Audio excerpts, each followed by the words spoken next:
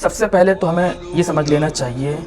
کہ حضور نبی کریم صلی اللہ علیہ وسلم نے ایسا کیوں کہا من کنت مولاہ فہذا علی مولا، جس کا میں مولا ہوں علی بھی اس کے مولا ہیں۔ حضرت علی کی معیت میں 300 تقریباً 300-350 کی ایک جماعت تیار ہوئی،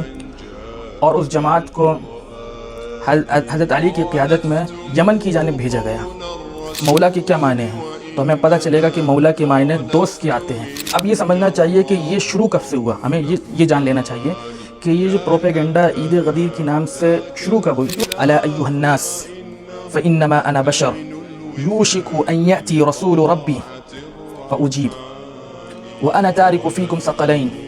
اولہما کتاب اللہ فیہ الہدی والنور فخذوا بکتاب اللہ واستمسکوا به فحث على كتاب الله ورغب فيه ثم قال فأهل بيتي أذكركم الله في أهل بيتي أذكركم الله في أهل بيتي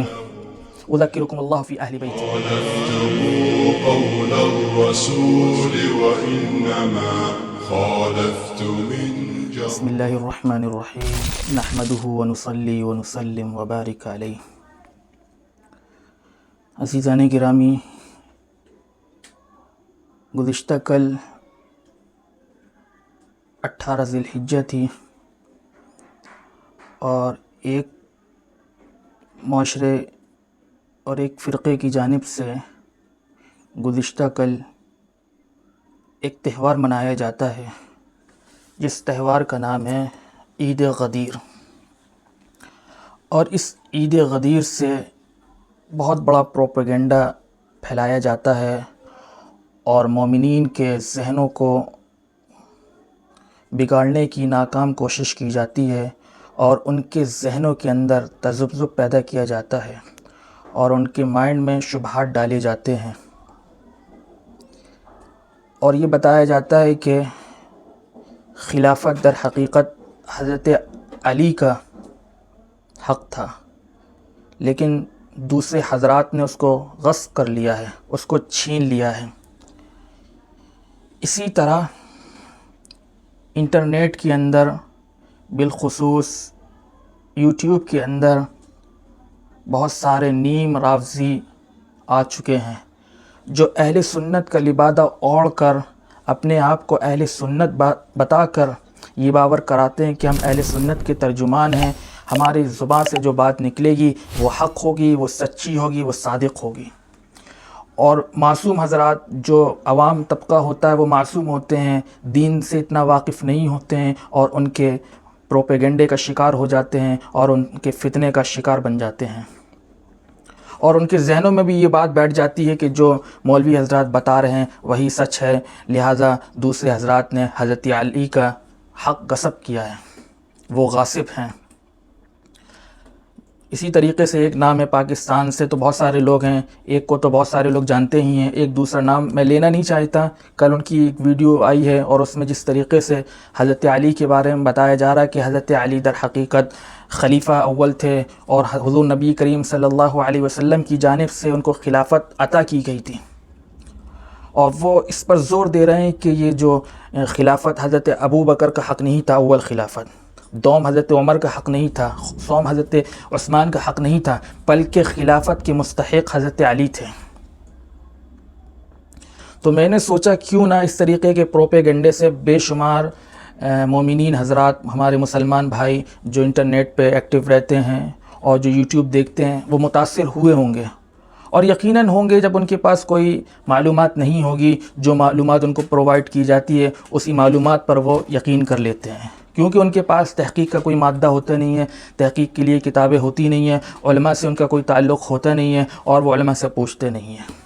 جس کے نتیجے میں یہ ہوتا ہے کہ جو وہ سنتے ہیں اس کو حق تسلیم کر لیتے ہیں، اس کو سچ مان لیتے ہیں، اور نتیجہ یہ نکلتا ہے کہ ایسے لوگ خود بھی گمراہ ہوتے ہیں اور اپنی معلومات سے دوسروں کو بھی گمراہ کرتے ہیں۔ لہذا میں نے مناسب سمجھا کہ اس کی تفصیلی گفتگو آپ کے سامنے آ جائے، تاکہ یہ جو پروپیگنڈا پھیلایا جاتا ہے اور اس کا جو اثر ہوتا ہے معاشرے کے اندر وہ ختم ہو جائے، اور لوگوں کے ذہنوں میں یہ بات پہنچ جائے کہ جو بتایا جا رہا ہے کہ حضرت علی کے سلسلے میں کہ حضرت علی کو حضور نبی کریم صلی اللہ علیہ وسلم نے ولی بنایا، اور ولی کا مطلب خلافت ہے، تو ایسا بالکل نہیں ہے۔ تو اسی سلسلے میں کچھ باتیں آپ کے سامنے عرض کرنی ہیں تاکہ جو شبہات ہمارے ذہنوں میں ہیں، جو اشکالات ہمارے ذہنوں میں ہیں، وہ سب رفع ہو جائیں، ختم ہو جائیں اور دور ہو جائیں۔ سب سے پہلے تو ہمیں یہ سمجھ لینا چاہیے کہ حضور نبی کریم صلی اللہ علیہ وسلم نے ایسا کیوں کہا، من کنت مولاہ فہذا علی مولا، جس کا میں مولا ہوں علی بھی اس کے مولا ہیں۔ اس کو سمجھنے کے لیے ہمارے پاس کتابیں ہیں، احادیث نبویہ کی کتابیں ہیں، ان احادیث کی روشنی میں، سلف صالحین کی روشنی میں اس موقف کو سمجھیں گے۔ لہذا سنن ابن ماجہ کے اندر ہم دیکھیں گے کہ یہ روایت آئی ہے، اس روایت کے اندر کیا روشنی ملتی ہے اس کو دیکھیں گے۔ یہ سنن ابن ماجہ ہے ہمارے سامنے، یہ روایت ہے۔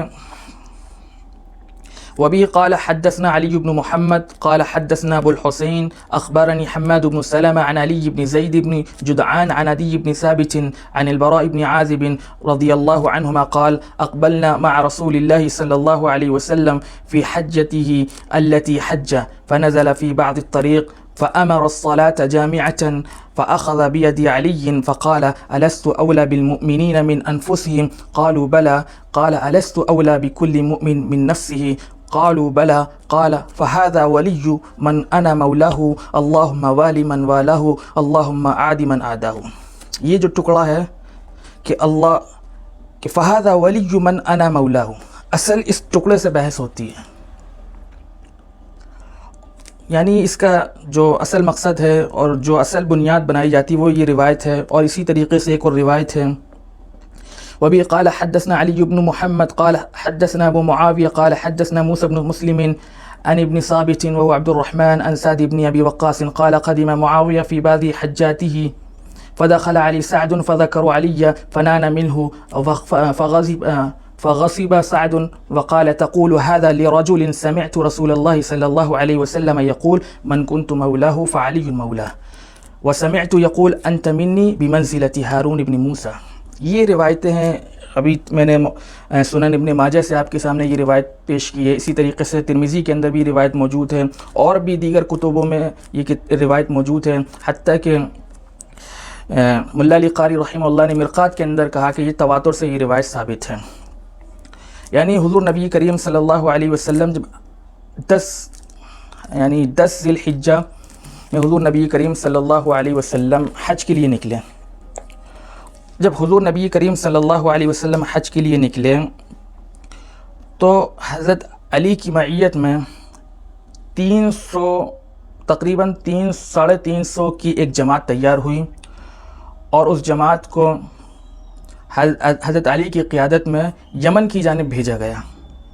قبیلہ مزحج کی جانب بھیجا گیا تاکہ اس قبیلے کی سرکوبی کی جائے۔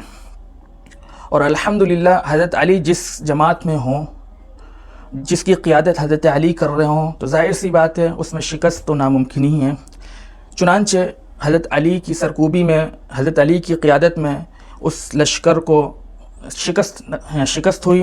اور وہ لشکر شکست یاب ہوا۔ چنانچہ اس شکست یاب ہونے کے بعد وہ لشکر داخل اسلام میں آ گیا، اور اس نے کلمہ پڑھ لیا، اور کلمہ پڑھنے کے بعد اس نے اپنی زکوٰۃ، عطیات اور صدقات وغیرہ حضرت علی کو سونپ دیے۔ اس کے بعد ہوا یہ کہ حضرت علی رضی اللہ عنہ نے حصہ مقرر کیا، اس میں سے خمس حضور نبی کریم صلی اللہ علیہ وسلم کا جو حصہ تھا اس کو ایک طرف کر دیا، اور اس کے بعد یہ ہوا کہ حضرت علی رضی اللہ عنہ مقام فتق کے اندر وہاں پہنچے، کیونکہ حضور نبی کریم صلی اللہ علیہ وسلم حج کے لیے نکل رہے تھے، تو انہوں نے سوچا کہ جا کر حضور نبی کریم صلی اللہ علیہ وسلم کو پالیں، تو حضرت ابو رافع کو مال غنیمت سونپا اور اپنی قیادت سونپ کر وہ مکہ تشریف لے آئے۔ مکہ تشریف لانے کے بعد حضرت علی حضور سے جا ملے، اور حضور سے جا ملنے کے بعد حضرت علی بھی حضور کے ساتھ ہو لیے اور اپنی مصروفیات میں مشغول ہو گئے۔ چنانچہ اس کے بعد ابو رافع رضی اللہ عنہ مکہ تشریف لے آئے، اور ان کے ساتھ مجاہدین بھی تشریف لے آئے. جب مجاہدین کو اس مال غنیمت میں سے جو حضور نبی کریم صلی اللہ علیہ وسلم کے لیے خاص کر دیا تھا، خمس نکال دیا گیا تھا، جب اس مال کو یعنی اس میں چادریں تھیں، جب اس چادروں کو انہوں نے زیب تن کیا ہوا تھا مجاہدین نے، تو جب حضرت علی رضی اللہ عنہ نے دیکھا تو وہ خفا ہوئے کہ میں نے ان کو نہیں دیا تھا یہ چادریں، تو تم نے ان کو کیسے دے دیں. لہذا ان حضرات سے وہ چادریں اتروا لی گئیں. اور اس کا شکوہ ان مجاہدین نے حضور نبی کریم صلی اللہ علیہ وسلم سے عرض کیا اور کہا یا رسول اللہ ایسا ایسا واقعہ ہوا. اور اسی طریقے سے چند روز سے حضرت بریدہ اسلامی رضی اللہ عنہ بھی حضرت علی سے خفا چل رہے تھے، حتیٰ کہ انہوں نے کہا کہ میں حضرت علی سے اس قدر بغض کرنے لگا کہ ان کے علاوہ میں کسی سے اتنی نفرت نہیں کرتا تھا. اور یہ بات حضور نبی کریم صلی اللہ علیہ وسلم کو پہنچی تو حضور نبی کریم صلی اللہ علیہ وسلم نے حضرت بریدہ سے فرمایا کیا تم حضرت علی سے نفرت کرتے ہو؟ تو انہوں نے کہا یا رسول اللہ ہاں میں ان سے نفرت کرتا ہوں. فرمایا اس سے بغض نہ کرو بلکہ ان سے محبت کرو کیونکہ میں بھی ان سے محبت کرتا ہوں. تو حضرت بریدہ فرماتے ہیں کہ اس کے بعد سے میں حضرت علی سے اس قدر محبت کرنے لگا کہ دوسرے سے اتنی محبت نہیں کرتا تھا. چنانچہ اسی دوران حضور نبی کریم صلی اللہ علیہ وسلم نے جو وہاں سے لوٹ رہے تھے، حج کر کے لوٹ رہے تھے، تو خم ایک جگہ ہے، مدینے کے پاس ایک جگہ ہے خم، اور غدیر کہتے ہیں تالاب کو، یعنی خم کا تالاب. وہاں پہ حضور نبی کریم صلی اللہ علیہ وسلم نے یہ مناسب سمجھا کہ لوگوں کو حضرت علی کی فضیلت بتلا دی جائے، لوگوں کو حضرت علی کا مرتبہ بتلا دیا جائے. اور حضرت علی ظاہر سی بات ہے حضور نبی کریم صلی اللہ علیہ وسلم کے چچا زاد بھائی بھی ہیں اور حضور نبی کریم صلی اللہ علیہ وسلم کے داماد بھی ہیں. اور جس قدر حضرت علی کی شان میں حضور نے جو فضیلتیں بیان کی ہیں اتنی کسی اور کے لیے بیان نہیں فرمائی. حتیٰ کہ حضرت علی رضی اللہ عنہ کی محبت ایمان بتا دیا گیا کہ یا علی لا یحبک الا مؤمن، یعنی اے علی تجھ سے محبت نہیں رکھے گا مگر مومن. یعنی حضرت علی کی محبت ایمان ہے، یعنی مومنین حضرت علی سے محبت رکھیں گے. ولا یبغضک الا منافق، تجھ سے نفرت نہیں کرے گا مگر منافق. یعنی منافق اور مومنین کا درمیان حضرت علی ہے. جو منافق ہوگا وہ حضرت علی سے بغض رکھے گا اور جو مومن ہوگا حضرت علی سے محبت رکھے گا. یہ حضرت علی کی شان ہے،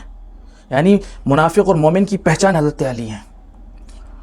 اور جو منافق ہوتا ہے اور جو حضرت علی سے بغض رکھتا ہے ان کو نواسب کہا جاتا ہے، ان کو ناسبی کہا جاتا ہے. اور جو حضرت علی کی شان میں غلو کرتے ہیں ان کو رافضی کہا جاتا ہے، ان کو شیعہ کہا جاتا ہے.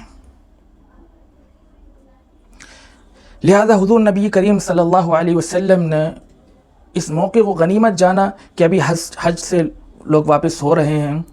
اور اچھی خاصی تعداد ہے، لوگ حج کرنے آتے ہیں بڑی تعداد میں. آج بھی الحمدللہ حرم پہنچتے ہیں، کعبۃ اللہ حج کے لیے پہنچتے ہیں، لاکھوں کی تعداد تھی. تو اس وقت بھی حضور کی معیت میں بے شمار لوگ حج کر رہے تھے. تو حضور نے دیکھا کہ اچھی خاصی تعداد ہے تو اور ایسی کیفیت بھی تھی کہ لوگوں کو حضرت علی کی شان اور ان کی منقبت اور ان کی فضیلت بیان کی جائے اور بتایا جائے کہ حضرت علی تمہارے درمیان کوئی معمولی شخص نہیں ہے بلکہ ان کی ایک فضیلت ہے، ان کی ایک شان ہے. چنانچہ حضور نبی کریم صلی اللہ علیہ وسلم نے ایک خطبہ دیا. اس خطبے میں فرمایا کہ الا ایھا الناس فانما انا بشر یوشک ان یأتی رسول ربی فاجیب وانا تارک فیکم ثقلین اولهما کتاب اللہ فیہ الہدی والنور فخذوا بکتاب اللہ واستمسکوا به. فحث على كتاب الله ورغب فيه ثم قال وأهل بيتي أذكركم الله في أهل بيتي أذكركم الله في أهل بيتي أذكركم الله في أهل بيتي. یعنی اے لوگو الا ایھا الناس، اے لوگو فإنما أنا بشر، میں تمہارے درمیان ایک بشر کی حیثیت رکھتا ہوں، ایک انسان ہوں تمہاری طرح. قل انما انا بشر یوشک ان یأتی رسول ربی فاجیب، قریب ہے کہ میرے رب کا ایلچی آ پہنچے اور میں اس کی دعوت کو قبول کر لوں. یعنی حضور یہاں پہ بتلا رہے ہیں کہ قریب ہے کہ میرا وقت آن پہنچے. وَأَنَا تَارِكُ فِيكُمْ ثَقَلَيْنِ، لہذا اس کیفیت کو مد نظر رکھتے ہوئے میں تمہارے درمیان ایک فیکم ثقلین، دو بھاری چیزیں چھوڑ کر جا رہا ہوں۔ اس قدر بھاری ہیں، اولہما کتاب اللہ، کہ ان میں سے ایک بھاری چیز اللہ کی کتاب ہے جس میں ہدایت ہے اور نور ہے۔ فخذوا بکتاب اللہ واستمسکوا بہ، لہذا تم لوگ اللہ کی کتاب کو لازم پکڑ لو، واستمسکوا بہ، اور اس کو بالکل مضبوطی سے تھام لو۔ فحث علی کتاب اللہ، چنانچہ حضور نبی کریم صلی اللہ علیہ وسلم نے کتاب اللہ پر ابھارا، ورغب فی، اور ان میں دلچسپی پیدا کی، اور فرمایا وَأَهْلُ بَيْتِي أُذَكِّرُكُمُ اللَّهِ، میں تم لوگوں کو اہل بیت کے سلسلے میں اللہ کا خوف دلاتا ہوں، اللہ کا خوف دلاتا ہوں، اللہ کا خوف دلاتا ہوں۔ اس بات کو حضور نبی کریم صلی اللہ علیہ وسلم نے 3 مرتبہ فرمائی۔ لہذا اس بات سے پتہ چلا کہ جو غدیر ہے یہ در حقیقت ایک خاص موقع پر حضور نبی کریم صلی اللہ علیہ وسلم نے یہ خطبہ دیا تھا، تاکہ جو لوگوں کے ذہنوں میں حضرت علی کی شان گھٹ رہی تھی اور حضرت علی کے سلسلے میں لوگوں کے اندر جو بغض پیدا ہو رہا تھا، اور حضرت علی کو لے کر جو لوگ طرح طرح کے وسوسوں میں پڑے ہوئے تھے، طرح طرح کے آپسی رنجشوں میں پڑے ہوئے تھے، وہ تمام باتوں کو حضور نبی کریم صلی اللہ علیہ وسلم نے یہ خطبہ دے کر رفع دفع کر دیا، اور فرما دیا کہ میرے اہل بیت سے متعلق اللہ سے ڈرو، اللہ سے ڈرو، اپنی زبانوں کو دراز نہ کرو۔ تو یہ باتیں تھیں جو اہل بیت سے متعلق تھیں۔ اب مسئلہ یہ آتا ہے کہ اہل بیت کے ساتھ کیا رویہ رکھنا چاہیے، اور یہ غدیر خم کا اسلام میں کیا نسبت اسلام کی اس سے، اور کیا غدیر خم اسلام میں ہے کہ نہیں ہے۔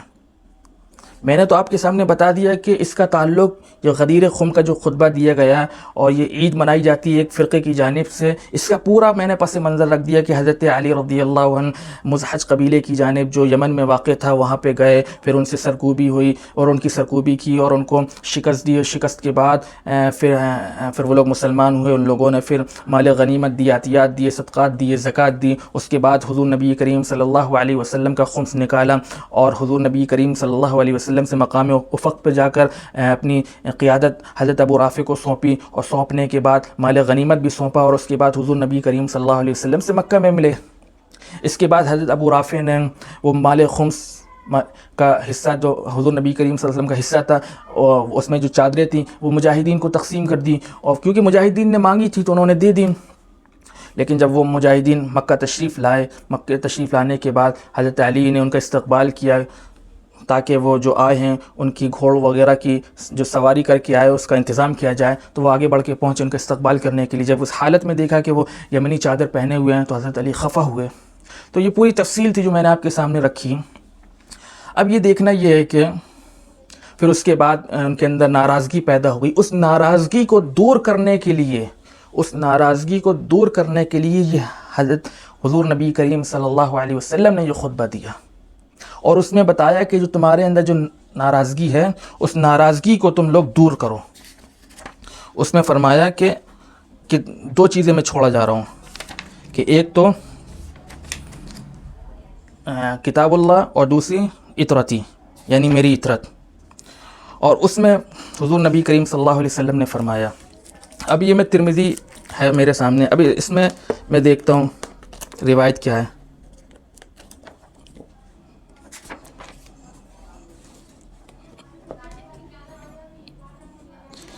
يعني وبه قال حدثنا محمد بن بشار قال حدثنا محمد بن جعفر قال حدثنا شعبة عن سلمة بن كهيل قال سمعت أبا الطفيل يحدث عن أبي سريحة أو زيد بن أرقم شك شعبة عن النبي صلى الله عليه وسلم قال من كنت مولاه فعلي مولاه، جس کا میں مولا ہوں اس کا علی مولا ہے۔ یہ روایت ترمذی کے اندر ہے،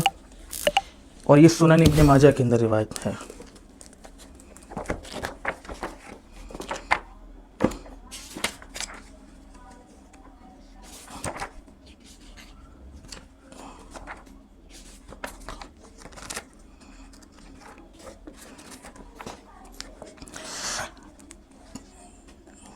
یعنی قال اقبلنا مع رسول اللہ صلی اللہ علیہ وسلم، کہ ہم رسول اللہ علیہ وسلم کے ساتھ آگے بڑھیں فی حجتی، ان کی حج میں، التی حجت، جو انہوں نے حج کیا، فنزل فی بعض الطریق، بعض راستے میں ہم اترے، فامر الصلاة جامعۃ، حضور نے کہا کہ حضور نے حکم دیا الصلاة جامعہ، الصلاة جامعہ، فاخذ بیدی علی، اور انہوں نے حضرت علی کے ہاتھ کو تھاما، حضرت علی کے ہاتھ کو پکڑا، فقال، اور کہا الست اولی بالمؤمنین من انفسہم، کیا میں مومنین کی جانوں سے زیادہ عزیز نہیں ہوں، یعنی مومنوں کی جو جان ہے اس سے بھی زیادہ عزیز نہیں ہوں؟ قالو، ان لوگوں نے کہا بلا، کیوں نہیں یا رسول اللہ، الست اولی بکل مؤمن من نفسی، کیا میں مومنوں کی جانوں سے زیادہ عزیز نہیں ہوں، حقدار نہیں ہوں؟ تو ان لوگوں نے کہا قالو بلا، کیوں نہیں یا رسول اللہ؟ قال فہذا ولی انا مولاہ، یہ ولی ہے، من انا مولاہ، جس کا میں مولا ہوں، اللہم والی مولا، اے اللہ تو عزیز رکھ، تو دوست ہو جا جس کا علی دوست ہے، اللہم عادی من عاداہ، اے اللہ تو دشمنی رکھ جس کا دشمن علی ہے، جو علی سے دشمنی رکھے۔ یہ روایت ہے۔ اس روایت کو بیس بنا کر ایک فرقے کی جانب سے یہ اعتراض اٹھایا جاتا ہے کہ حضرت کہ یہ ولایت در حقیقت خلافت، اس سے استدلال کی جاتی ہے اور کہا جاتا ہے کہ یہاں سے حضور نبی کریم صلی اللہ علیہ وسلم حضرت علی کو خلافت سونپ رہے ہیں، حالانکہ اس میں کوئی بھی لفظ خلافت کا نہیں ہے۔ اگر ہم لغات میں دیکھیں کہ مولا کے کیا معنی ہیں تو ہمیں پتہ چلے گا کہ مولا کے معنی دوست کے آتے ہیں، کیونکہ ایک تو لغات کے اندر ہمارے سامنے مختار الصحاح ہے، اس کے اندر بھی یہی مطلب ہے۔ مختار الصحاح کے اندر اگر ہم دیکھیں تو اس کے اندر بھی یہی معنی آپ لوگ دیکھ سکتے ہیں، میں نے تو دیکھا ہے، دوست کے ہیں، آقا کے ہیں، اس طریقے کے معنی ہیں، لیکن خلافت کا مطلب کہیں نہیں ہے۔ اور اس کو واضح طریقے سے سمجھنے کے لیے دوسرا جو جملہ ہے اس سے سمجھ میں آ جائے گا، اللہم والی من والاہ، اے اللہ تو دوست رکھ جس کو وہ دوست رکھے، یعنی علی جس کو دوست رکھے تو اس کو دوست رکھ، اے اللہ تو دشمنی رکھ جو علی سے دشمنی رکھے تو اس کو دوست رکھ، یعنی دشمن، اب ظاہر سی بات ہے دوست، ایک طرف جب دوست کا ذکر ہو رہا ہے تو ظاہر سی بات دوسری طرف دشمن کا ذکر ہوگا، کیونکہ ایک دونوں کے اپوزٹ ہے، اگینسٹ ہے۔ تو اس سے سمجھ میں آ جاتا ہے کہ یہ جو لفظ ہے یہ دوست کے معنی میں ہے، نہ کہ خلافت کے معنی میں۔ اب ظاہر سی بات ہے تاج العروس کے اندر ہم دیکھ لیتے ہیں کہ تاج العروس کے اندر علامہ زبیدی نے کیا فرمایا ہے۔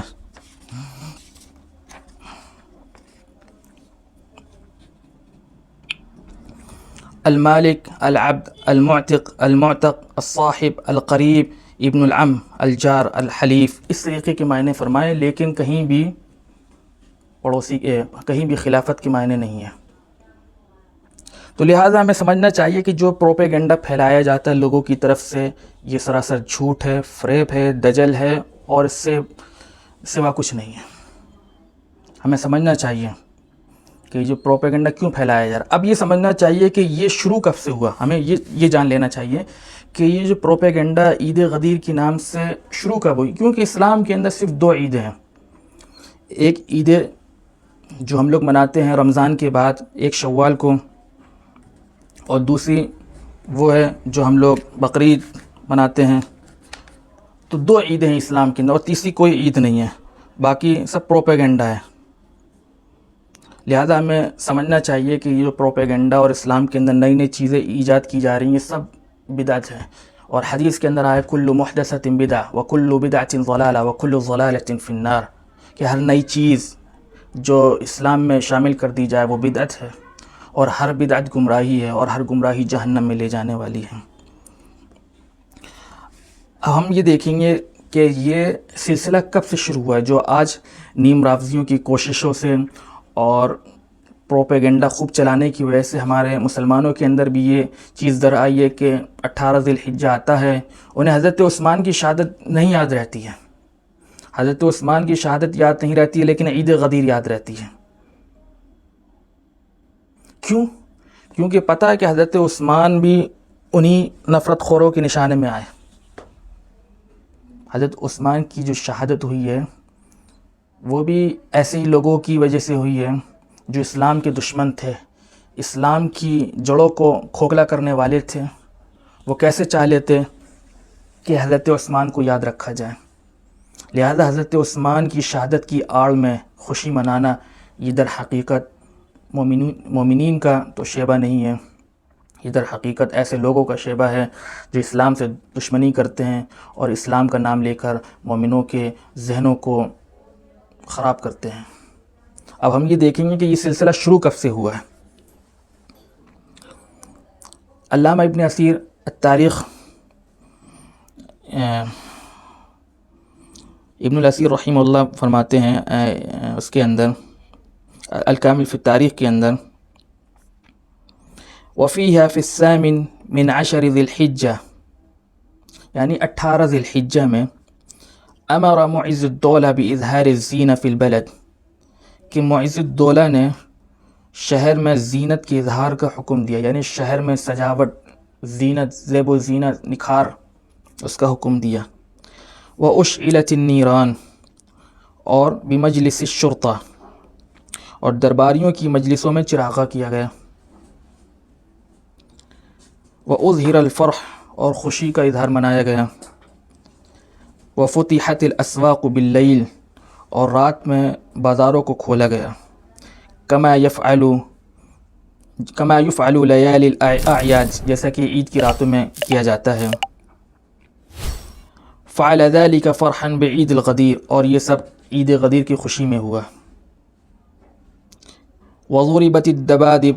والبوقات وكان يوما مشهودا، اور باجے اور بغل بجائے گئے اور وہ دیکھنے کا دن تھا، یعنی بڑی خوشی مسرت، یعنی طبلے بھی بجائے جا رہے ہیں اور چراغا بھی کیا جا رہا ہے اور بازاروں کو بھی کھولا جا رہا ہے۔ اس قدر یہ سب چیزیں کب ہوئی ہیں؟ معز الدولہ کے دور میں، اس کے حکم سے ہوئی ہیں۔ یہ الکامل فی التاریخ کے اندر علامہ ابن اثیر نے یہ بات نقل کی ہے،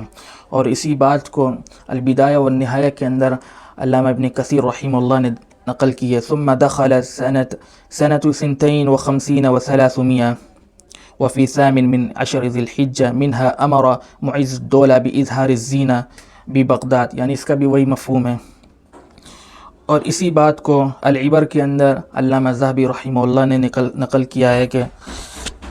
سنة 52 و300 وفيها يوم ثامن عشر ذی الحجہ، وہی بات ہے۔ یعنی علامہ ابن کثیر اور الکامل فی التاریخ، علامہ ابن اثیر، ابن کثیر اور اس طریقے کے، اور امام ذہبی رحمہ اللہ، ان تینوں نے اس بات کو نقل کیا ہے کہ جو عید غدیر ہے یہ در حقیقت معز الدولہ کے حکم سے منائی گئی تھی، اور اس کا حکم معز الدولہ کی جانب سے دیا گیا تھا۔ اور معز الدولہ کے بارے میں سب کو معلوم ہے کہ یہ ایک رافضی شیعہ تھا، اور اس نے باقاعدہ جب یہ اقتدار پہ آیا اور یہ حاکم بنا تو اس نے باقاعدہ مساجدوں میں ایک کتبہ لکھوا دیا تھا کہ حضرت ابو بکر پہ، حضرت عمر پہ اور حضرت عثمان پہ، اور اسی طریقے سے مروان پر، حضرت معاویہ پر لعنت ہو۔ تو اس کے جو وزیر تھا اس نے کہا یہ سب مت لکھو، پر اتنا لکھ دو کہ جن لوگوں نے اہل بیت پر ظلم کیا ان پر لعنت ہو۔ تو آپ اندازہ لگا سکتے ہیں کہ یہ کس ذہنیت کا انسان تھا، اور مومنین سے کس قدر، اور صحابہ رضوان اللہ علیہ مجمعین سے کس قدر نفرت کیا کرتا تھا، اس کا اندازہ آپ لگا سکتے ہیں۔ یہ باتیں جو میں نے آپ کے سامنے عرض کی ہیں یہ بہت مختصر ہیں، باتیں بہت ساری ہیں، لیکن وقت کی قلت ہے، اور انشاءاللہ اس کا اگلا پارٹ آپ کے سامنے آئے گا جس میں اور تفصیل سے ہم آپ کے سامنے اس کے اسباب اور علل آپ کے سامنے رکھیں گے کہ ایسا کیوں ہوا، اور حضرت حضور نبی کریم صلی اللہ علیہ وسلم نے یہ خطبہ دیا، اور جو اعتراض ان کی جانب سے اٹھایا جاتا ہے اہل تشیع کی جانب سے، تو ان اعتراضات کا بھی انشاءاللہ جواب دیا جائے گا۔ بس اتنی باتیں تھیں جو آپ کے سامنے عرض کرنی تھیں، اور انشاءاللہ اس کا اگلا پارٹ بھی انشاءاللہ آئے گا جس میں مزید تفصیل ہوگی۔ والسلام علیکم ورحمۃ اللہ۔ خالفتم قول الرسول وإنما